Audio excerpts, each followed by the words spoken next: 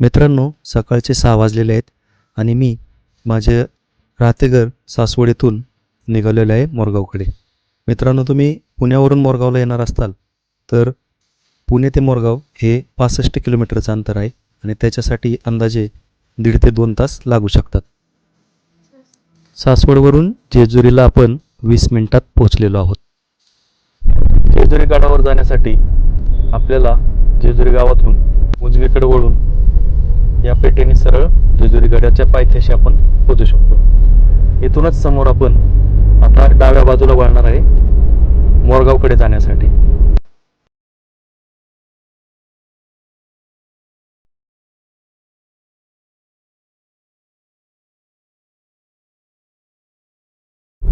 मित्रांनो, जेजुरी आणि मोरगावच्या मध्ये असलेले हे मावडी गाव, दक्षिणेतील प्रसिद्ध सुपरस्टार रजनीकांत यांचं मूळ गाव आहे.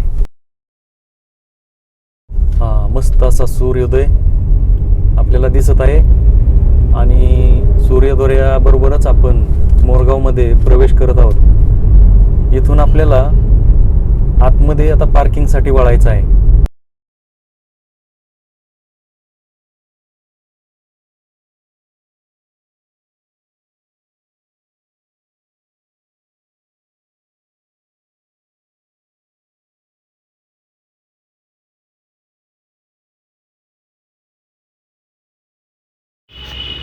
मित्रांनो, पार्किंगच्या जागेमध्ये काहीतरी काम चालू होते, त्याच्यामुळे आम्हाला पार्किंग मिळाली नाही. पण गर्दी नसल्यामुळे आम्ही गाडी थेट मंदिराच्या समोरच पार्क केली.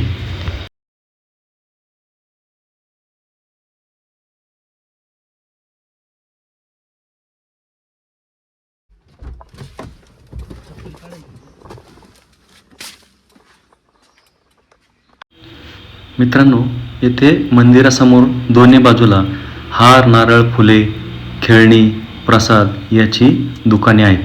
पण सकाळी लवकर आल्यामुळे आम्हाला ही दुकाने बंद मिळाली. पण मंदिरासमोर एका ठिकाणी हार, नारळ मिळाले. दुकानदाराला आम्ही अष्टविनायकासाठी नारळ हवा आहे असे सांगितल्यानंतर त्यांनी आम्हाला पुढील माहिती दिली.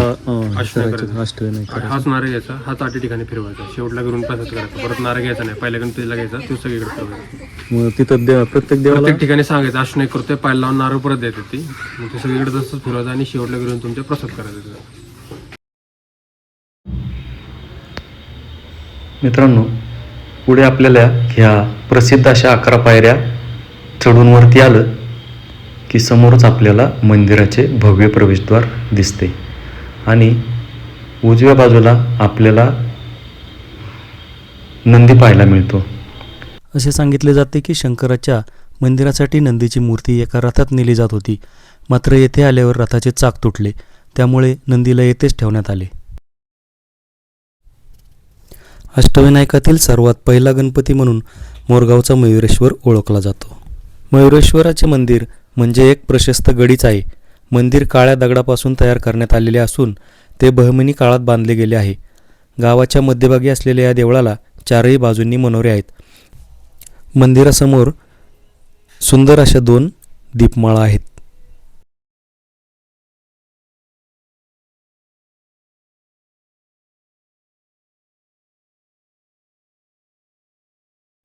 गाभाऱ्यातील मयुरेश्वराची मूर्ती बैठी, डाव्या सोंडेची, पूर्वाभिमुख आणि अत्यंत आकर्षक आहे. मूर्तीच्या डोळ्यात व बेंबीत हिरे बसवलेले आहेत. मस्तकावर नागराजाचा फणा आहे. मूर्तीच्या डाव्या उजव्या बाजूला रिद्धी-सिद्धीच्या पितळी मूर्ती असून पुढे मूषक व मयूरराज विराजमान आहेत. असे मानले जाते की पूर्वी सिंधू नावाच्या असुराने पृथ्वी तलावर उत्मात माजवला होता. त्याचा नाश करण्यासाठी देवांनी अखेर गणपतीची आराधना केली. तेव्हा गणपतीने मयूरावर आरूढ होऊन येथे सिंधू असुराचा वध केला. त्यामुळे गणपतीला येथे मयुरेश्वर नाव पडले. या गावात मोरांची संख्या जास्त असल्यामुळे त्याला मोरगाव असे म्हणतात. मित्रांनो, मोरगावच्या मयुरेश्वराचं दर्शन अत्यंत छान झालेलं आहे. गर्दी अजिबात नव्हती. अत्यंत सुंदर छान असं दर्शन झालेलं आहे. तिथे आपल्याला अष्टविनायकासाठी असलेला जो नारळ आहे तो देवाच्या पायाला लावून आपल्याला दिलेला आहे. चला आता आपण निघूया आपल्या अष्टविनायकातील दुसरा गणपती सिद्धटेकचा सिद्धिविनायककडे. मित्रांनो, मोरगाव ते सिद्धटेक आपल्याला सुपे, केडगाव चौफुला, पाटस, दौंड मार्गे आपल्याला सिद्धटेकला जायचं आहे. सकाळचे 7:15 वाजलेत. मोरगावच्या मुख्य चौकातून आपण डावीकडे वळून केडगाव चौफुल्याकडे निघालो आहोत.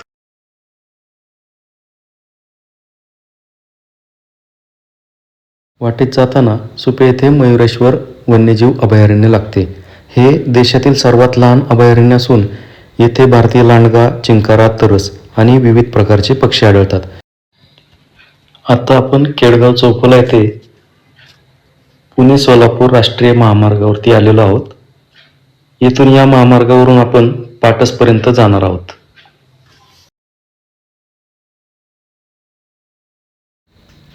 पाटसवरून पुणे सोलापूर हायवे सोडून आपल्याला डावीकडे वळायचा आहे. हा रस्ता दौंड मार्गे सिद्धटेकला जातो.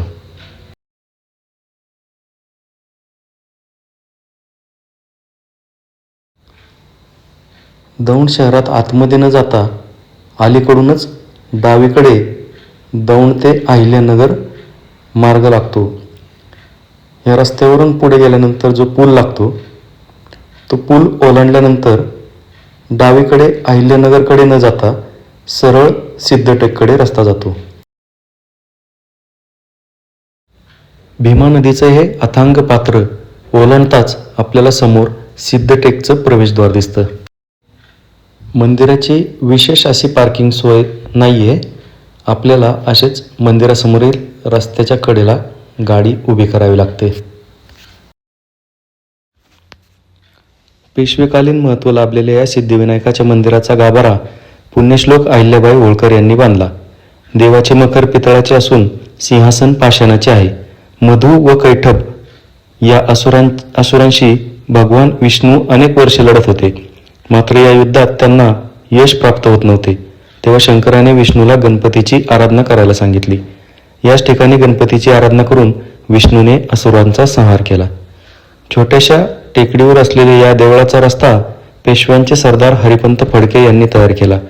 मात्र 15 फूट उंचीचे व 10 फूट लांबीचे हे देऊळ अहिल्याबाई होळकर यांनी बांधले. मंदिरातील सिद्धिविनायकाची मूर्ती स्वयंभू असून ती 3 फूट उंच व 2.5 फूट रुंद आहे. मूर्तीचे तोंड उत्तरेकडे असून ती गजमुखी आहे. गणपतीने एक मांडी घातलेली असून त्यावर रिद्धिसिद्धी बसलेल्या आहेत. प्रभाळीवर चंद्र, सूर्य, गरुड यांच्या आकृत्या असून मध्यभागी नागराज आहे.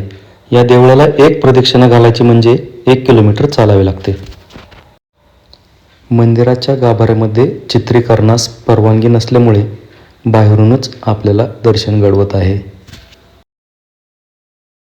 सिद्धटेकच्या सिद्धिविनायकाचं अत्यंत छान असं दर्शन झालेलं आहे. आपल्याला आता जायचं आहे पालीच्या बल्लाळेश्वराचं दर्शन घेण्यासाठी. आता हे अंतर खूप जास्त आहे. अंदाजे 250 किलोमीटरचं अंतर आहे आणि जाण्यासाठी अंदाजे 5-5.25 तास लागणार आहेत. मध्ये आपल्याला नाश्त्यासाठी किंवा जेवण करण्यासाठी थांबायचं सुद्धा आहे.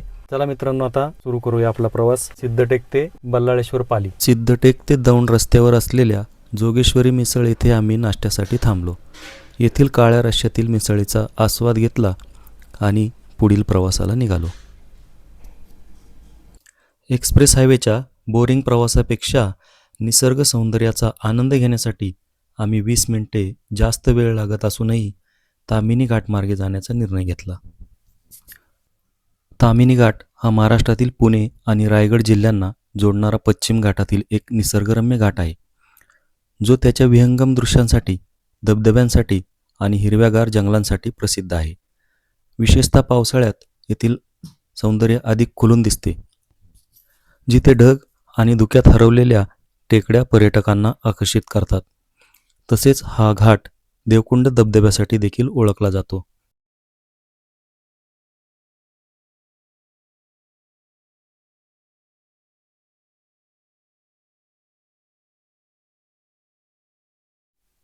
थंडीच्या दिवसांमध्ये डांबरी रस्ता गरम असल्यामुळे साप रस्त्यांवर येतात. अशा वेळी थोडं सावध राहून गाडी चालवली पाहिजे, नाहीतर ते गाडी खाली येऊ शकतात. घाट संपल्यानंतर दाट झाडांनी वेढलेल्या रस्त्याने प्रवास करत आम्ही पाली येथे पोहोचलो. मंदिरापासून 100 मीटरच्या अंतरावरतीच पार्किंगची सोय आहे. पार्किंगसाठी 50 रुपये चार्जेस आहेत. अशा पद्धतीने आपण पालीला पोहोचलेलो आहे. जाऊया आता मंदिरात दर्शन करण्यासाठी. महाराष्ट्राच्या शांत आणि निसर्गरम्य पाली गावात वसलेल्या बल्लाळेश्वर मंदिर भक्ती आणि स्थापत्यकलेचे अद्भुत प्रतीक आहे. अष्टविनायकातील एक महत्त्वाचे मंदिर असलेल्या या पवित्र स्थळाला एक अनोखी ओळख आहे. हे एकमेव मंदिर आहे जे गणपतीच्या ऐवजी त्याच्या भक्ताच्या नावाने ओळखले जाते. बल्लाळेश्वराची कथा ही भक्ती आणि गणरायाच्या कृपेची जिवंत साक्ष आहे. पाली गावात बल्लाळ नावाचा एक लहान मुलगा राहायचा. त्याची गणपतीवर अफाट श्रद्धा होती. तो रोज मित्रांना सोबत घेऊन पूजा अर्चा करीत असे. त्याच्या निस्सीम भक्तीमुळे संपूर्ण गाव प्रभावित होत होता. पण त्याच्या वडिलांना मात्र हे अजिबात पटत नव्हते. कर्तव्य सोडून फक्त पूजेमध्ये रमणाऱ्या मुलाची त्यांना चिंता वाटत होती. एक दिवसाच्या पूजेनंतर बल्लाळ आणि त्याचे मित्र भक्तिरसात गुंग झाले होते. पण त्याच्या वडिलांना हे सहन झाले नाही. त्यांनी क्रोधाच्या भरात गणपतीची अस्थायी मंत्रे पाडली आणि पूजेचे सर्व साहित्य नष्ट केले. इतकेच नव्हे तर त्यांनी बल्लाळाला एका झाडाला बांधून ठेवले आणि त्याला तेथेच सोडून दिले. अत्यंत वेदनेत असतानाही बल्लाळ गणपतीचे नामस्मरण करीत राहिला. त्याच्या भक्तीने गणरायालाही अंतःकरणातून पाझर फुटला. एका साधूच्या रूपात प्रकट होऊन गणपतीने बल्लाळाला मुक्त केले आणि त्याला आशीर्वाद दिले आणि भक्तीचे फळ प्रदान केले.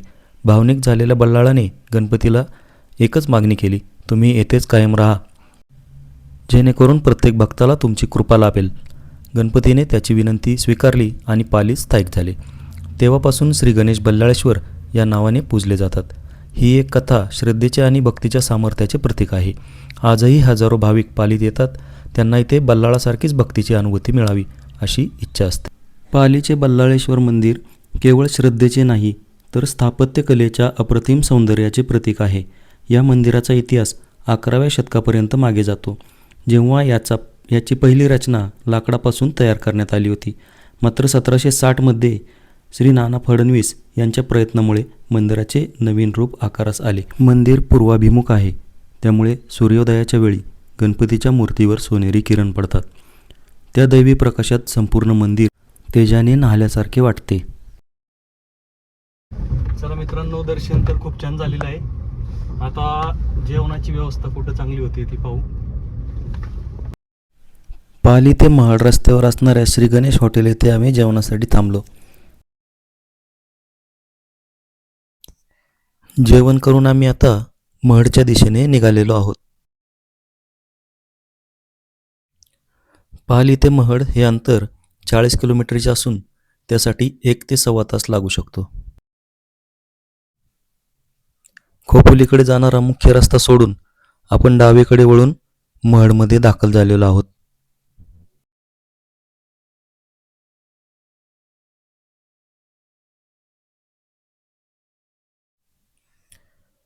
मंदिरात जाण्यासाठी ह्या बाजूने जो रस्ता आहे तो अरुंद आहे. थोडं पुढं गेल्यानंतर मंदिराच्या अगदी शेजारीच पार्किंगची व्यवस्था आहे. येथे पार्किंगसाठी 50 रुपये द्यावे लागतात.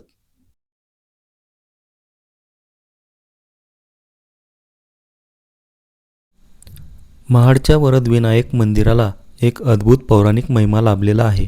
हिंदू पुराण कथेनुसार ऋषी गुत्समद यांनी राजकुमार रुक्मांगदाला एक दिव्य गणेश मंत्र दिला. त्या मंत्राच्या प्रभावाने येथे वरदविनायक गणपती प्रकट झाले. वरद म्हणजे वरदान देणारा आणि विनायक म्हणजे गणपती. त्यामुळे हे मंदिर इच्छापूर्तीचे स्थान बनले आहे. येथे भक्त मनोभावे प्रार्थना करतात आणि गणपती त्यांची सर्व संकटे दूर करतो असे मानले जाते. गर्भगृहात स्वयंभू गणेश मूर्ती विराजमान असून ती मंदिराजवळील एका तलावात सापडल्याची कथा सांगितली जाते. मंदिराचा 25 फूट उंच घुमट नागाच्या कोरीव शिल्पांनी सुशोभित आहे, जो संरक्षण आणि दैवी ऊर्जेचे प्रतीक मानला जातो. या मंदिराची आणखी एक वैशिष्ट्यपूर्ण गोष्ट म्हणजे नंदादीप. अखंड तेवत राहिलेले दीप 1892 सालापासून आजपर्यंत अखंड प्रज्वलित आहे.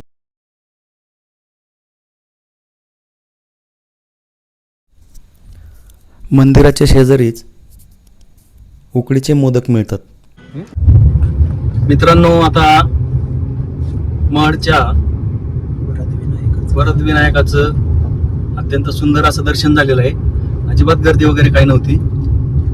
मस्तपैकी गणपती बाप्पाचा उकडीचा मोदक खाल्ला आणि आता आम्ही निघालेलो आहे. थेऊरच्या चिंतामणीची दर्शन घेण्यासाठी. मित्रांनो, आता अंधार पडायला लागलेला आहे. संध्याकाळी 6:15 वाजलेले आहेत. आता आपण इथून एक्सप्रेस हायवेला कनेक्ट होणार आहे.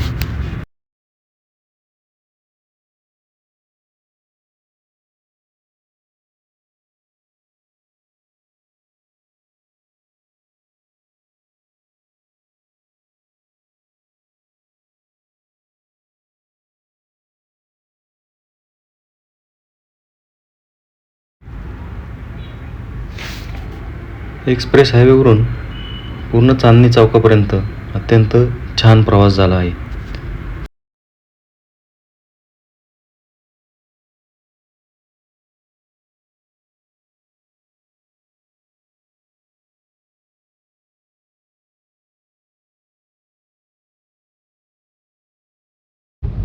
पुण्यात चांदणी चौकात एवढं प्रचंड ट्रॅफिक आहे.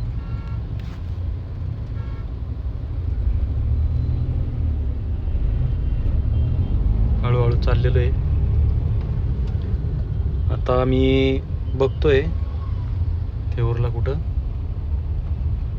हॉटेल बुकिंग होतंय का.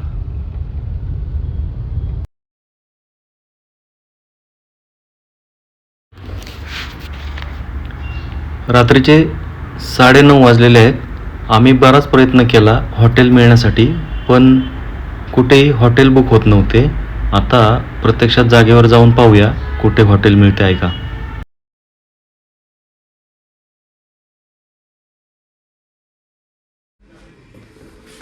मित्रांनो, आता थेऊरमध्ये पोचलेलो आहे आणि ही रूम मिळालेली आहे. रूम तशी छोटी आहे, पण ठीक आहे, दोघांसाठी व्यवस्थित आहे.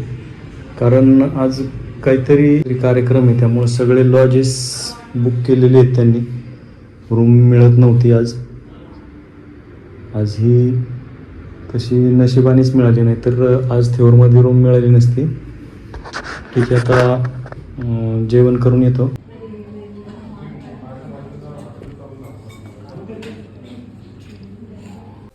गुड मॉर्निंग मित्रांनो. आज आपल्या अष्टविनायक यात्रेतील या दुसऱ्या दिवसाला सुरुवात होत आहे. आपल्या राहिलेल्या अष्टविनायकांची यात्रा आपण आजपासून परत चालू करत आहे. हॉटेलपासून मंदिर 10 मिनिटाच्या अंतरावर आहे. गाडी मंदिराच्या शेजारी आणून समोरील पार्किंगमध्ये पार्क केली. आम्ही सकाळी लवकर आल्यामुळे अजून मंदिराशेजारील दुकाने उघडली नव्हती.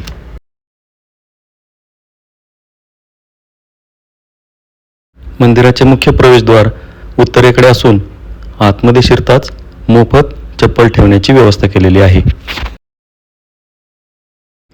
चिंतामणी थेऊर हे अष्टविनायकातील 5व्या क्रमांकाचे विनायक मंदिर आहे.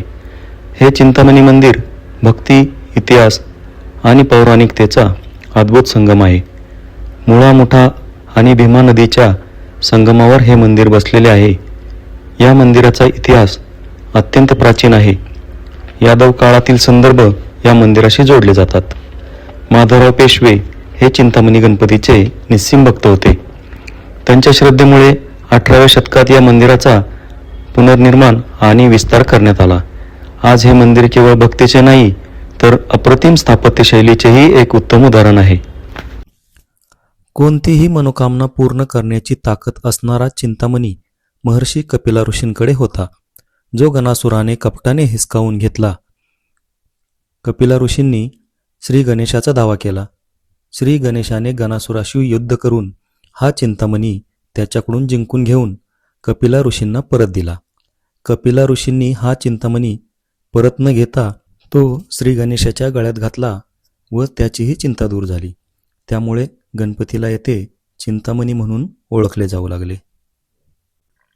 चिमाजी आप्पा यांनी वसईच्या विजयाच्या वेळी पोर्तुगीजांकडून हस्तगत केलेली विशाल घंटा श्री चिंतामणीच्या प्रांगणाचे एक विशेष आकर्षण आहे. श्री मोरया गोसावी यांनी घोर तपश्चर्या करून येथे श्री चिंतामणीस प्रसन्न करून घेतले होते. मित्रांनो, दर्शन घेऊन आता आपण बाहेर आलेलो आहे. आपण आता इथे एक बोर्ड पाहिलेला आहे, चिंतामणी गणेश प्रतिकृती वस्तू संग्रहालय. आपण बघू आणि सध्या ते बंद आहे. आतमध्ये सर्व अष्टविनायक मंदिरांची प्रतिकृती ठेवण्यात आलेली आहे. थेऊरच्या चिंतामणीचे दर्शन घेऊन आपण आता लेण्याद्रीच्या गिरिजात्मजाचे दर्शन घेण्यासाठी निघालो आहोत. सकाळचे 8:30 वाजले आहेत. थेऊर ते लेण्याद्री हे अंतर 110 किलोमीटर असून पोचण्यासाठी अंदाजे 3 तास लागतात.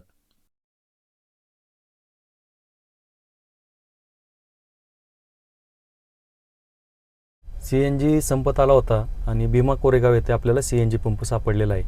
आता CNG भरून घेऊयात. रस्त्याच्या कडेलाच असलेल्या रायगड मिसळमध्ये आता आपण नाश्त्यासाठी थांबलेलो आहे.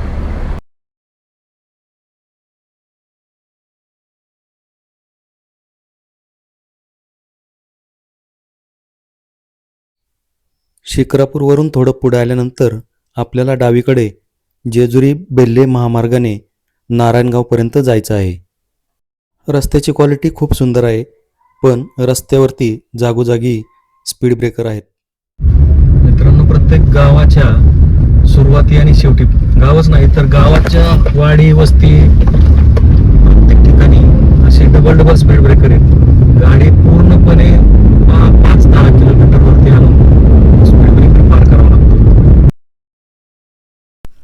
पुढे जात असताना आम्हाला अचानक या कोलोबाचे दर्शन झाले.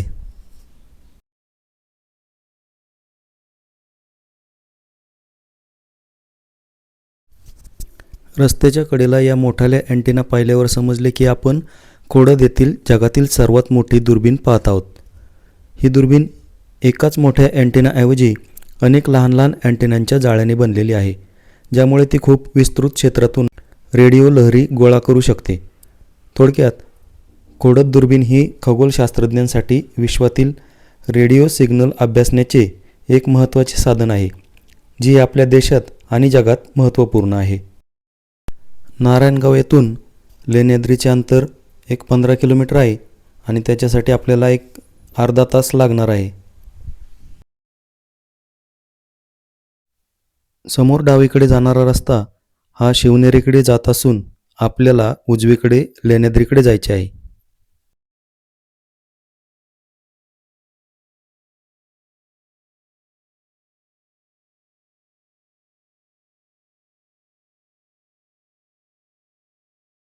येथे दुतर्फा खेळणी, पूजेचे साहित्य किंवा शोभेच्या वस्तू यांचे दुकाने आहेत. त्याचबरोबर मंदिराने येथे भाविकांच्या सोयीसाठी ऑफिससुद्धा चालू केलेले आहे. लेण्याद्रीचं देवस्थान हे पुरातत्व खात्याच्या अंतर्गत येतं. त्याच्यामुळं आपल्याला येथे प्रतिव्यक्ती 25 रुपये तिकीट द्यायला लागतं.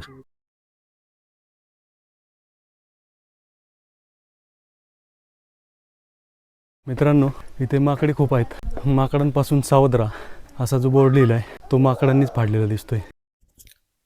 लेण्याद्री गणपती मंदिर हे अष्टविनायक तीर्थयात्रेमधील 6वे गणेश मंदिर आहे.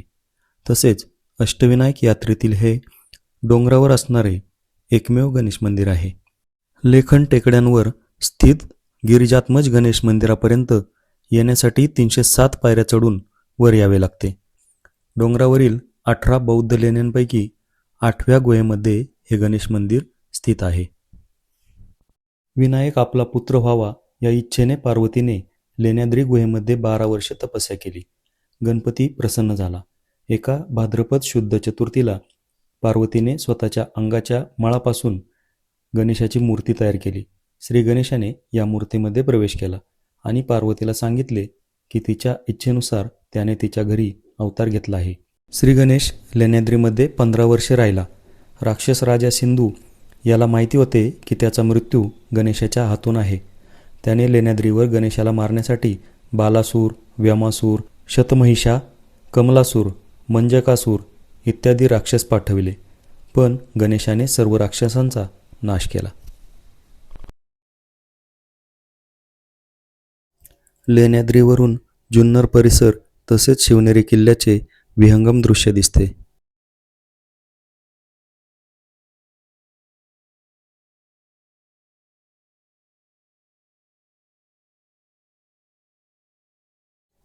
मंदिराच्या पायथ्याशी असणाऱ्या या छोट्या दुकानांमध्ये लाकडी तसेच शोभेच्या अत्यंत सुंदर अशा वस्तू विक्रीसाठी मिळतात.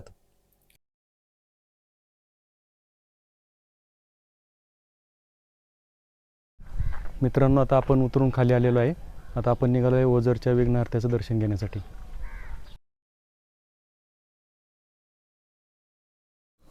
ओझर ते लेण्याद्री हे अंतर फक्त 15 किलोमीटरचे आहे आणि ओझरला पोचण्यासाठी आपल्याला एक अर्धा तास लागू शकतो.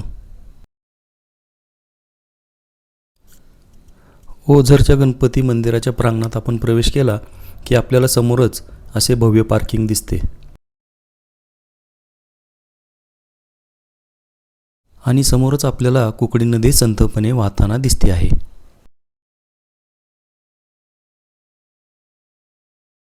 पार्किंगमध्ये गाडी लावत असतानाच मंदिराचे अत्यंत सुंदर असे दर्शन झाले.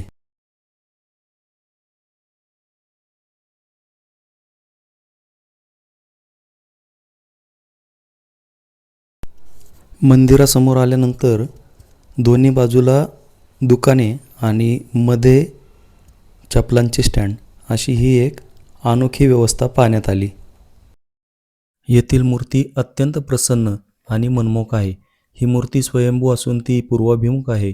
बाप्पाच्या डोळ्यात आणि बेंबेमध्ये मौल्यवान हिरे जडवलेले आहेत. गणपतीच्या दोन्ही बाजूंना रिद्धी आणि सिद्धीच्या मूर्ती विराजमान आहेत. पौराणिक काळामध्ये अभिनंदन नावाच्या राजाने इंद्रपद मिळवण्यासाठी एक मोठा यज्ञ सुरू केला. इंद्राने हा यज्ञ थांबवण्यासाठी विघ्नासूर नावाचा एक भयानक राक्षस निर्माण केला. पण या विघ्नासुराने जगाचा छळ सुरू केला. ऋषीमुनींनी आणि देवतांनी त्रस्त होऊन गणपतीची आराधना केली. गणपतीने विघ्नासुराचा पराभव केला. शेवटी विघ्नासूर शरण आला आणि त्याने गणपतीला विनंती केली की प्रभू, तुमचे नाव माझ्या नावाच्या आधी जोडून तुम्ही येथेच निवास करावा. तेव्हापासून बाप्पाला येथे विघ्नहर म्हणून ओळखले जाऊ लागले. दर्शन झाल्यानंतर मंदिराशेजारीच असणाऱ्या हॉटेल अष्टविनायक मध्ये आम्ही जेवण केलं. जेवण झाल्यानंतर कुकडी नदीच्या तीरावरती थोडंसं फिरून आम्ही आता पुढच्या प्रवासाला निघालो आहे. मित्रांनो, आपल्या अष्टविनायक यात्रेतील 8 गणपतींपैकी 7 गणपतींचं दर्शन आपण घेतलेलं आहे. आता आपण रांजणगावच्या महागणपतीचं दर्शन घेऊन मोरगावच्या मयुरेश्वराच्या दर्शनाने आपल्या यात्रेची सांगता होणार आहे. आता आपण ओझरवरून रांजणगावला निघालेलो आहे. ओझर ते रांजणगाव हे अंतर 66 किलोमीटरचं आहे आणि त्याच्यासाठी अंदाजे 1.5 तासाचा वेळ लागणार आहे. तर चला आपण निघूया रांजणगावकडे. ओझर ते रांजणगाव हे अंतर 65 किलोमीटरचे आहे आणि त्यासाठी आपल्याला 2 तास लागणार आहेत. रस्ते खूप छान आहेत.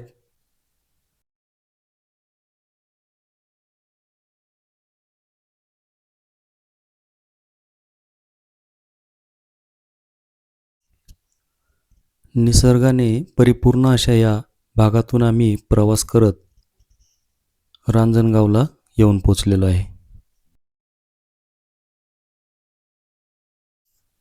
येथे पार्किंगसाठी 50 रुपये चार्जेस आहेत. मित्रांनो, आता आपण पोचलेलो आहे आपल्या अष्टविनायक यात्रेतील शेवटचा महागणपती. चला आता गणपतीचं दर्शन घेऊ. समोर पाहताय आपण हा पुणे ते अहिल्यानगर महामार्ग आहे आणि त्याला लागूनच समोर महागणपतीचं प्रवेशद्वार आहे.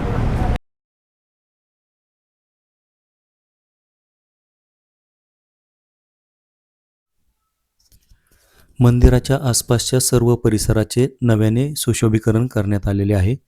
या मंदिराचा सभामंडप सरदार किबे यांनी तर गाभारा माधवराव पेशव्यांनी बांधला आहे. बांधकाम करताना उत्तम दिशासाधन साधले असल्यामुळे उत्तरायण आणि दक्षिणायन यांच्या मध्यकाळात सूर्याची प्रकाशकिरणे देखील झळाळत्या सोनेरी तेजाचे आवरण लिहून महागणपतीच्या पूजेसाठी येतात. अशावेळी सिंदूर लावलेली महागणपतीची मूर्ती अधिकच आकर्षक भासते. सभामंडपातून आत गेल्यावर गाभाऱ्यात गणेशाची डाव्या सोंडेची आसन घातलेली रेखीव मूर्ती आहे. मूर्तीचे कपाळ रुंद असून दोन्ही बाजूंना रिद्धिसिद्धी आहेत. या मूर्तीच्या खालच्या बाजूला तळघर आहे. तळघरात महागणपतीची अजून एक लहान मूर्ती आहे. ही गणपतीची मूळ मूर्ती असून तिला 10 सोंडा आणि 20 हात आहेत असे सांगतात.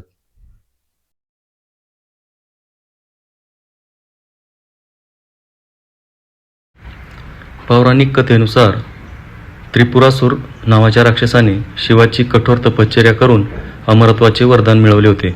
या वरदानामुळे तो अजय झाला आणि त्याने स्वर्गलोकावर ताबा मिळवून ऋषीमुनी व देवतांना त्रास देण्यास सुरुवात केली. त्रिपुरासुराचा वध करणे देवांसाठी अशक्य झाले होते. तेव्हा भगवान शंकराने गणेशाचे स्मरण केले. नारद मुनींनी शंकराला सांगितले की कोणताही मोठा पराक्रम करण्यापूर्वी गणेशाची पूजा करणे आवश्यक आहे. महादेवाने रांजणगाव म्हणजेच त्या काळी मणिपूर येथे गणेशाची स्थापना केली आणि प्रसन्न करून वरदान मिळवले. श्री गणेशाच्या आशीर्वादाने भगवान शिवाने कार्तिक शुद्ध पौर्णिमेला त्रिपुरासुराचा वध केला. म्हणूनच या पौर्णिमेला त्रिपुरी पौर्णिमा म्हटले जाते. मित्रांनो, अष्टविनायक यात्रेतील सर्व 8ही गणपतींचं दर्शन आपण घेतलेलं आहे. पण आपल्या अष्टविनायक यात्रेची सांगता जोपर्यंत आपण मोरगावच्या मयुरेश्वराचे दर्शन घेत नाही तोपर्यंत होणार नाही. तर आता आपण येथून निघालोय मोरगावच्या मयुरेश्वराचं दर्शन घेण्यासाठी. रांजणगाव ते मोरगाव हे अंतर जाण्यासाठी आपल्याला 1.5 तास लागणार आहे. आणि आता आपण नावरे, केडगाव, सुपे मार्गे मोरगावला जाणार आहोत. मित्रांनो, आज मोरगावच्या मयुरेश्वरापासून सुरू झालेली आमची अष्टविनायक यात्रा पुन्हा मोरगावला येऊन संपन्न झाली आहे. हा प्रवास खूप शांततामय आणि भक्तिमय होता. 8ही गणपती बाप्पांच्या मूर्ती आणि त्यांची वेगवेगळी रूपं मनात साठवून आम्ही परतीचा प्रवास करत आहोत. विघ्नहर्ता बाप्पा तुमच्या आयुष्यातील सर्व संकटे दूर करो. तुम्हाला हा ब्लॉग कसा वाटला ते कमेंटमध्ये नक्की सांगा. जर तुम्हीही अष्टविनायक यात्रा करणार असेल तर हा व्हिडिओ तुमच्यासाठी महत्त्वपूर्ण आहे. ज्यांना ही यात्रा करायची आहे त्यांना हा व्हिडिओ तुम्ही शेअर करू शकता. अजूनही चॅनलला सबस्क्राईब केले नसेल तर लगेच करा, जेणेकरून अशा धार्मिक प्रवासाची माहिती तुम्हाला पुढे मिळेल. चला तर मग भेटूया पुढच्या एका नवीन प्रवासात. तोपर्यंत गणपती बाप्पा मोरया, मंगलमूर्ती मोरया.